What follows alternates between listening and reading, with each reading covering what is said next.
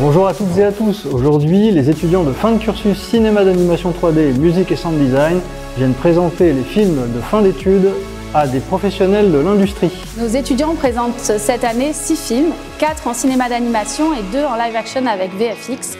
Découvrez avec nous cette édition 2022.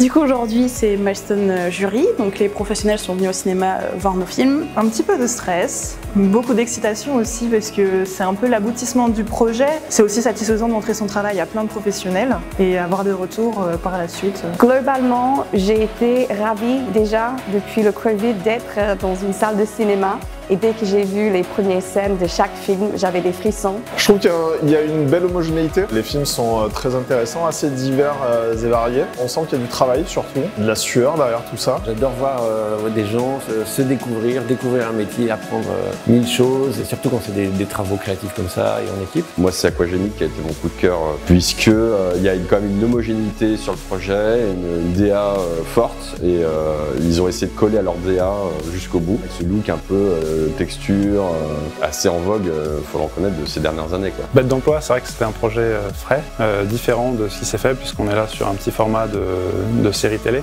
C'est un huis clos, donc tout repose sur l'animation, la comédie. Ça fait partie des projets où il y a eu beaucoup de réactions dans la salle. Ça fait toujours plaisir à voir.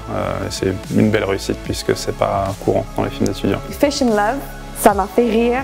C'était genre l'émission de cuisine avec 2 personnages qui n'ont rien à voir physiquement. Le compositing, les plans, les couleurs, c'était cohérent. J'ai été vraiment surpris et j'ai trouvé ça génial. J'ai un petit coup de cœur, c'est Dead End, je crois. Pour ceux-ci, ils ont des difficultés nouvelles qui sont celles d'utiliser des moteurs de jeu et tout ce qui va autour. C'est tout un écosystème pour lequel il faut aussi apprendre des nouvelles manières de penser, des nouveaux problèmes à résoudre. Et je trouve qu'il y a une belle énergie qui sort de l'équipe, donc ouais, ok, c'est mon coup de cœur. Volupsa, c'est l'histoire d'une prêtresse viking qui a une prémonition, et au travers de différents tableaux, on va atteindre le point culminant qu'est le Ragnarok. Un projet très ambitieux qui mérite d'être poussé et abouti. Perséphone a été aussi, je pense, un projet qui a eu son lot de difficultés. Il y a toujours la complexité d'intégrer un personnage dans un monde virtuel. Et puis après, en termes de colorimétrie, d'éclairage, il faut s'assurer qu'il y ait une cohérence entre les différents éléments. Ça fait plusieurs années que j'interviens à Isart et c'est vrai que d'année en année, c'est vraiment super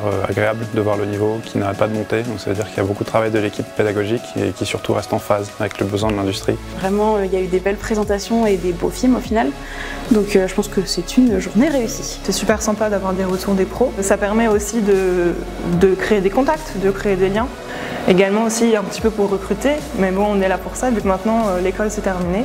C'est bien pour le réseautage.